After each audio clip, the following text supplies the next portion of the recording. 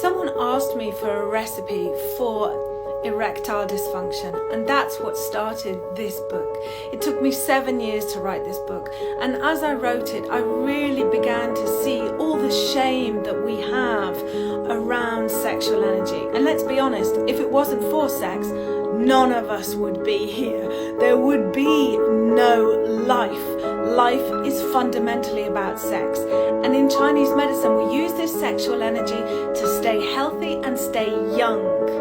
In this book, I share loads of my own shame. My shame around bad Tinder dates, around making poor relationship choices, the heartbreak when my father died, my own childhood sexual abuse. And it's really important that we bring those areas of shame around sexual energy into the light.